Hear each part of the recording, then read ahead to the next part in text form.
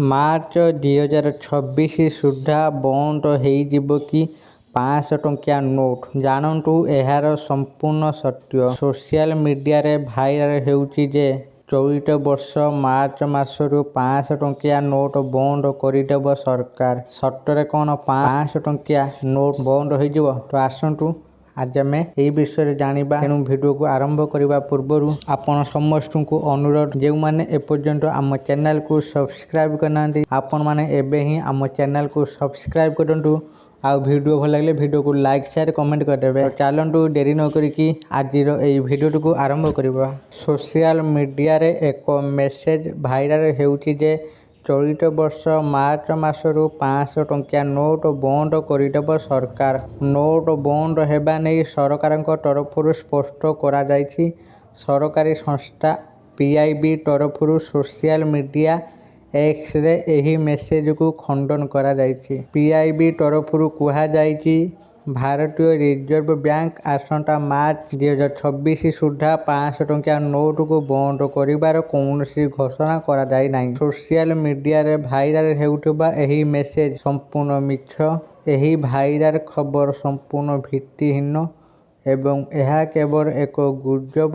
ସରକାରଙ୍କ ପକ୍ଷରୁ ବାରମ୍ବାର ସ୍ପଷ୍ଟ କରାଯାଇଛି ଯେ 500 ଟଙ୍କିଆ ନୋଟ୍ ବନ୍ଦ କରିବାର କୌଣସି ଯୋଜନା ବର୍ତ୍ତମାନ ନାହିଁ। ଭାରତୀୟ ଅର୍ଥନୀତିରେ 500 ଟଙ୍କିଆ ନୋଟର ଭୂମିକା ଅତ୍ୟନ୍ତ ଗୁରୁତ୍ୱପୂର୍ଣ୍ଣ। 2000 ଟଙ୍କିଆ ନୋଟ୍ ବନ୍ଦ ହେବା ପରେ ବଜାରରେ ନଗଦ କାରବାର ପାଇଁ 500 ଟଙ୍କିଆ ନୋଟ୍ ହେଉଛି ମୁଖ୍ୟ ମାଧ୍ୟମ। ଯଦି ଏହି ନୋଟକୁ ହଠାତ୍ ବନ୍ଦ କରାଯାଏ ତେବେ ଦେଶର ବ୍ୟବସାୟ ଏବଂ ସାଧାରଣ ଜୀବନଯାତ୍ରା ସମ୍ପୂର୍ଣ୍ଣ ବାଧାପ୍ରାପ୍ତ ହେବ।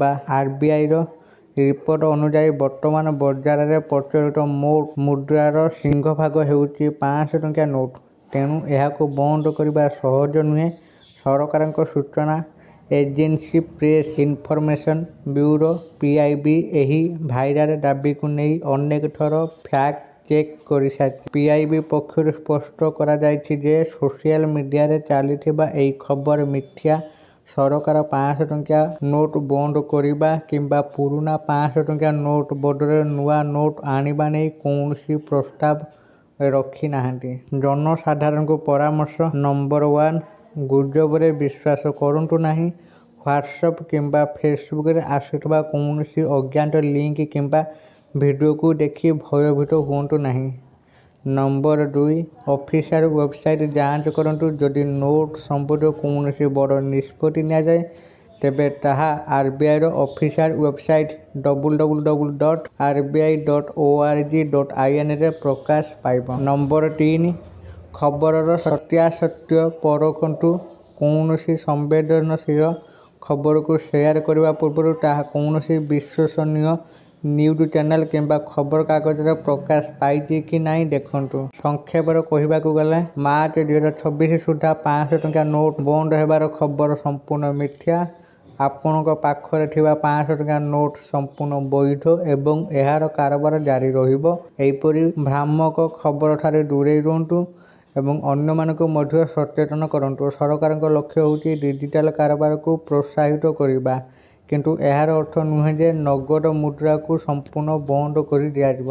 ଆଶା କରୁଛି ଆପଣମାନଙ୍କୁ ଆଜିର ଏହି ଭିଡ଼ିଓଟି ନିଶ୍ଚିତ ଭାବରେ ଭଲ ଲାଗିଥିବ ଆଉ ଆପଣମାନେ ଭିଡ଼ିଓ ଦେଖି ସବୁକିଛି ବୁଝିଯାଇଥିବେ ଯେ 500 ଟଙ୍କିଆ ନୋଟ୍କୁ ନେଇ ସୋସିଆଲ ମିଡ଼ିଆରେ ଯେଉଁ ଭାଇରାଲ ହେଉଛି ବନ୍ଦ ହେବା କଥା ନେଇ ସେଇଟା ସମ୍ପୂର୍ଣ୍ଣ ମିଥ୍ୟା। ତେଣୁ ଆପଣ ଏହାକୁ ବିଶ୍ୱାସ କରନ୍ତୁ ନାହିଁ। ଯଦି ଭିଡ଼ିଓଟି ଭଲ ଲାଗିଥାଏ ଦୟାକରି ଏହି ଭିଡ଼ିଓକୁ ବହୁତ ମାତ୍ରାରେ ଲାଇକ୍ ସେୟାର ଓ କମେଣ୍ଟ କରନ୍ତୁ। ଆଉ ଯେଉଁମାନେ ଏପର୍ଯ୍ୟନ୍ତ ଆମ ଚ୍ୟାନେଲକୁ ସବସ୍କ୍ରାଇବ୍ କରିନାହାନ୍ତି ଆପଣମାନଙ୍କୁ ଅନୁରୋଧ, ଆପଣମାନେ ଏବେ ହିଁ ଆମ ଚ୍ୟାନେଲକୁ ସବସ୍କ୍ରାଇବ୍ କରିଦିଅନ୍ତୁ। ଆଜି ପାଇଁ ଏତିକି। ପୁଣି ଦେଖା ହେବ ଆଉ ଏକ ଭିଡ଼ିଓରେ। ସେତେ ପର୍ଯ୍ୟନ୍ତ ମୁଁ ଦୀପୁ ଆପଣମାନଙ୍କଠାରୁ ବିଦାୟ ନେଉଛି। ରହୁଛି। ଧନ୍ୟବାଦ।